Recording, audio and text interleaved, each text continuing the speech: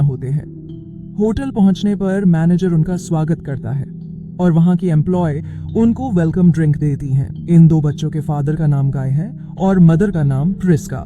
बीच पर ट्रेंट एक दोस्त बना लेता है जो मैनेजर का बेटा है। वे लोग एक आदमी से मिलते हैं जो बताता है कि उसका नाम ग्रेग मिचेल है और एक पुलिस ऑफिसर है, और वही ट्रेंट की बहन का नाम मैडडॉक्स है, जिसको ये पता है कि उनके पेरेंट्स 3 दिन बाद तलाक लेंगे। दरअसल उनके विचार नहीं मिलते, इसलिए तलाक से पहले आखिरी बार अपने बच्चों को घुमाने लेते। अगले सीन में हम ब्रैंडन को देखते हैं जो रैप सिंगर था। फिर हम एक और फैमिली देखते हैं जिसमें डॉक्टर चार्ल्स, उसकी माँ और वाइफ क्रिस्टल को देखते हैं। क्रिस्टल कहती है कि उसको कैल्शियम की कमी है, इसलिए हाई कैल्शियम फूड मांगती है। दरअसल वह हमेशा सुंदर दिखना चाहती है। वही साइड में उसकी बेटी कैरा है। फिर हमें दिखाया जाता है कि मैनेजर कप्पा फैमिली को आइलैंड पर नेचर रिजर्व प्राइवेट बीच के बारे में बताता है जो बड़ी चट्टानों से घिरा है। वो कहता है कि वहां ले जाने के लिए हम चुनिंदा गेस्ट को ही बताते हैं। वे लोग जिंदगी भर के लिए शानदार यादें रखना चाहते थे, इसलिए मान गए। मैनेजर वहां अपने बेटे को देखता है तो जबरदस्ती वहां से ले जाता है। तभी एक औरत को मिर्गी का दौरा पड़ता है। डॉक्टर चार्ल्स उसके पति को ठीक करने का तरीका बताता है। तो आखिरकार ये सभी फैमिलीज बीच के लिए बस में बैठते हैं। वहां पहुंचने के बाद ड्राइवर उनको कहता है कि जब वे कॉल करेंगे वो उन्हें लेने आ जाएगा, और खाने का सामान देकर चला जाता है। शुरू में तो वे सोचते हैं कि ये कहाँ अंधेरे में लाकर छोड़ दिए, लेकिन फिर उन्हें खूबसूरत बीच दिखाई देता है। वे सब लोग खुश हो जाते हैं और मजे करते हैं। चार्ल्स टेंट लगाता है, तभी उसे पीछे ब्रैंडन बैठा दिखा, इसलिए टेंट कहीं और लगाता है। प्रीस्का म्यूजियम में काम करती है। उसे हिस्ट्री बुक्स पढ़ना पसंद था, इसलिए वह बैठकर बुक पढ़ती है। तभी मैडडॉक्स की नजर ब्रैंडन पर पड़ती है। वो कहती है कि ये तो फेमस रैपर है। वो इसके पास जाने की जिद करती है, लेकिन उसका पिता उसे रोक देता है। जब ट्रेंट पानी में नहा रहा था, अचानक पीछे से एक डेड बॉडी टच होती है। वो चिल्ला उठता है और सबको बताता है। फिर ये दोनों उसको उठाते हैं। ये वही लड़की है जो ब्रैंडन के साथ थी। लड़के की माँ प्रिस्का उसे दूर ले जाती है। वही पीछे ब्रैंडन खड़ा था और उसके नाक से खून भी आ रहा था, इसलिए उन लोगों को उस पर शक हो रहा था। ब्रैंडन कहता है कि वो उसका इंतजार कर रहा था क्योंकि वो पानी में नहाने गई थी। चार्ल्स पूछता है कि फिर तुम्हारे नाक से खून क्यों निकल रहा है। कुछ देर बाद हम देखते हैं कि चार्ल्स की माँ क्रिस्टल से कहती है कि सीने में कुछ हो रहा है। क्रिस्टल कहती है कि मैंने पहले ही कहा था कि कहीं और घूमने चलते हैं। ट्रेंट अपनी माँ से कहता है कि उसके शॉर्ट टाइट हो रही है। तभी प्रिस्का को बेटा कुछ अलग लगा। हम देखते हैं कि 2 नए लोग वहां आते हैं। ये औरत पेट्रिसिया वही है जिसको मिर्गी का दौरा आया था। उसका हस्बैंड जैरीन की एक नर्स है, उसके साथ आता है। गाय उन गाड़ी वालों को रोकने जाता है। फिर जैरीन कहता है कि वो तो चले गए, क्यों, क्या हुआ। वे उन्हें लाश दिखाते हैं और ब्रैंडन को दोषी मानते हैं। तभी क्रिस्टल घबराई हुई चार्ल्स को माँ के बारे में बताती है। जैरीन कॉल करने के लिए वापस पीछे जाता है। तभी उसे चक्कर आते हैं और होश में आते ही उसकी पत्नी बताती है कि वो काफी देर से यही पड़ा है। चार्ल्स की माँ कहती है कि वो अब ठीक है। चार्ल्स एक डॉक्टर था, इसलिए वेन मंगवाने से पहले उसे ठीक करने की कहता है। अब प्रिस्का भागी आकर कहती है कि उसके बेटे को कोई रिएक्शन हो रहा है। डॉक्टर मदद के लिए इनकार कर देता है और कहता है मुझे सब सही लग रहा है, वो मेरी बेटी के साथ खेल रहा है। फिर हम देखते हैं कि बच्चे एक दूसरे से कह रहे हैं कि वो कुछ अलग लग रहे हैं। अचानक चार्ल्स की माँ मर जाती है। क्रिस्टल कहती है कि उन्हें दर्द भी नहीं हुआ और अचानक सांस लेना छोड़ दिया। चार्ल्स सोचता है कि उस लाश को देखने की वजह से माँ सदमा झेल नहीं पाई। अगले सीन में हम देखते हैं कि पैट्रिसिया और जैरीन उन दोनों भाई बहन से बातें करते हैं। जैरीन ट्रेंट को कहता है कि वो शायद 11 साल का है। ट्रेंट कहता है कि नहीं, मैं 6 साल का हूँ। 11 साल की तो मेरी बहन मैडडॉक है। वे सोचते हैं कि बच्चे उनसे मजाक कर रहे हैं। तभी उनकी माँ आकर पूछती है मेरे बच्चे देखे। जैरीन कहता है कि क्या सब मजाक करने के मूड में है, क्या ये आपके बच्चे नहीं है। जब प्रिस्का उन दोनों को देखती है तो हैरान हो जाती है। और हो भी क्यों ना, जब 2.5 घंटे में बच्चे 5 साल बड़े हो जाए। वो उन्हें गाय को दिखाती है।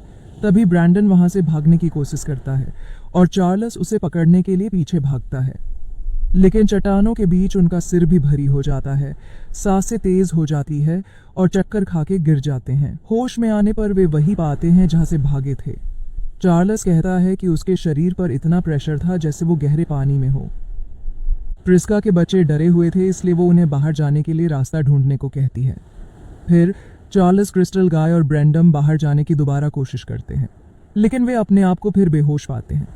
प्रिस्का और गाय बातें करते हैं कि उनके बच्चों ने कुछ खा लिए जिसका इन पर रिएक्शन हो रहा है, लेकिन अच्छा है कि उनके पास एक डॉक्टर है, अब वही बता सकते हैं इन्हें क्या हुआ है। तभी चार्ल्स अचानक ब्रैंडम पर चाकू से वार कर देता है, लेकिन वे सब हैरान तब हो जाते हैं जब घाव कुछ देर में ही ठीक हो गया। चार्ल्स समझता है कि ये कोई जादूगर होगा।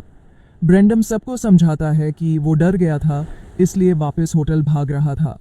वो बस यहाँ एंजॉय करने आया था और उस लड़की से दोस्ती भी इसलिए हुई क्योंकि उसको भी एक बीमारी थी।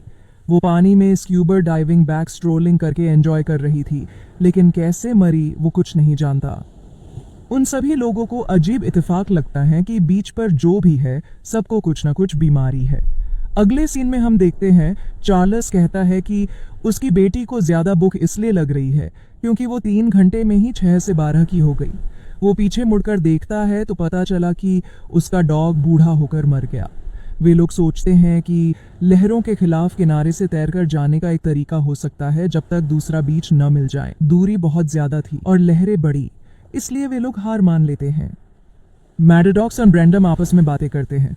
ब्रेंडम कहता है कि उसे ब्लड क्लोटिंग की बीमारी है, लेकिन यहाँ और भी बढ़ गई। कुछ देर बाद जब सभी लोग बात कर रहे होते हैं तभी प्रिस्का को पेट में दर्द शुरू हो जाता है। गाय बताता है कि उसे ट्यूबर है, लेकिन छोटा सा। लेकिन जेरन को वो बोल जितना बड़ा लगता है। दर्द बढ़ने पर डॉक्टर चार्ल्स को ट्यूबर बाहर निकलना होगा। चार्ल्स चीरा लगाते वक्त अजीब बातें करता है, जैसे किसी फिल्म के बारे में, वो भी इस वक्त में। दरअसल वो दिमागी तौर से बीमार था। जैसे ही चीरा लगाता है घाव जल्दी भर जाता है। इस बार वे हाथ से घाव को खुला रखते हैं और फुटबॉल जितना बड़ा ट्यूबर बाहर निकलता है। प्रिस्का को बाद में होश आ जाता है। थोड़ी देर बाद जब ब्रेंडम उस लड़की की बॉडी से कपड़ा हटाता है तो उसे कंकाल दिखता है। वे सब लोग देखते हैं कि इसकी बॉडी डिकम्पोज हो गई है, जिसमें कम से कम 7 साल लगते हैं, लेकिन यहाँ सिर्फ 3.5 घंटे। अब उन्हें लगता है कि ये टाइम का कुछ तो चक्कर है। प्रिस्का अंदाजे से बताती है कि यहाँ आधा घंटा 1 साल के बराबर है, जिसके कारण बच्चों की उम्र और हाइट बढ़ रही है। आगे हमें पता चलता है कि ट्रेंट और कारा सेक्स कर लेते हैं। उस वक्त सभी ये समझ रहे थे कि बाहर जाने पर चक्कर क्यों आते हैं। जेरन कहता है अगर सेल्स की काम करने की रफ्तार बढ़ रही है तो यहाँ से बाहर आने का मतलब है जैसे समंदर की गहराई से ऊपर आना। मतलब चट्टान के नीचे 2 कदम चलकर 8 घंटे रुकना होगा, फिर 2 कदम चलकर 8 घंटे। लेकिन उनकी जिंदगी कुछ घंटों की है। जब 15 मिनट बाद सभी कारा के पेट को देखते हैं, कारा सोचती है कि वो मोटी हो गई है, लेकिन जेरन बताता है कि उसे प्रेग्नेंट हुए लगभग 7 महीने हो गए हैं। कारा घबरा जाती है, लेकिन वे लोग जैसे तैसे डिलीवरी करवा देते हैं। ट्रेंट उसकी ये हालत देखकर शादी के लिए मान जाता है और कहता है कि वह उससे कभी तलाक भी नहीं लगा। हम देखते हैं कि बच्चा सिर्फ 1 मिनट तक ही जिंदा रह पाया, क्योंकि इतनी तेज गुजरते वक्त में छोटे बच्चे नहीं बच सकते। खैर 20 मिनट में ही प्रेगनेंसी और अबॉर्शन भी हो गया। यहाँ टाइम वाकई बहुत तेज चल रहा है। तो क्रिस्टल चार्ल्स को कोई सॉल्यूशन निकालने के लिए कहती है, लेकिन चार्ल्स पर परेशानी पागलपानी हावी हो जाता है और जेरन पर चोरी का शक करने लगता है और क्रिस्टल को बदसूरत कहता है। कुछ देर बाद वह पागलपन में ब्रैंडन को बुरी तरह मार देता है। पैट्रिसिया को मिर्गी के दौरे आते रहते हैं, इसलिए जेरन दवाई के लिए दूसरा बीच ढूंढने जाता है। सभी लोग चट्टान से ऊपर चढ़ने के बारे में सोचते हैं। तभी गाय को सब समझ आता है कि रिजॉर्ट के लोग जानबूझकर उन्हें यहाँ लाए हैं, क्योंकि उन सबको मैसेज के थ्रू इनवाइट किया गया है। घर से यहाँ तक प्लेन और गाड़ी भी उनकी थी और उनका पासपोर्ट भी उनके पास है, यानी दुनिया के लिए वे कभी घर से बाहर निकले ही नहीं।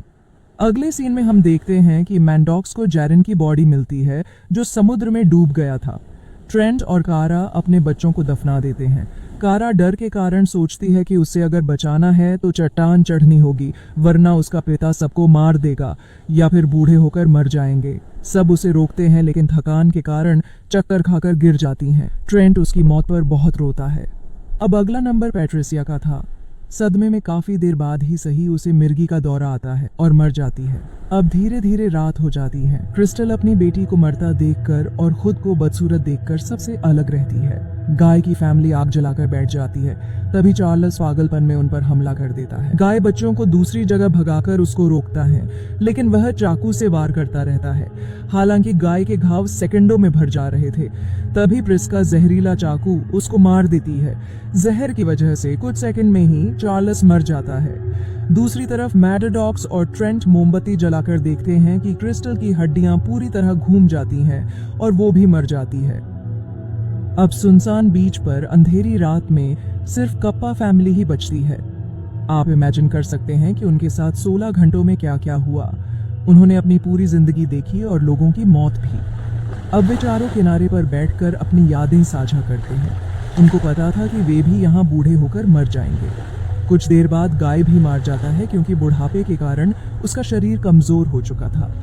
प्रिस्का अपने आखिरी वक्त में समुद्र की तरफ चलती है और इस गहरे काले समंदर को देखकर अपनी आखिरी सांस गिनती है।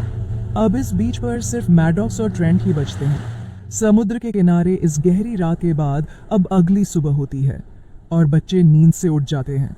माफ करना, बच्चे नहीं बड़े, क्योंकि अब ये दोनों तकरीबन 50 साल के हो चुके हैं। मैडॉक्स ट्रेंट को कहती है कि हमारे पास अब 13 घंटे बचे हैं।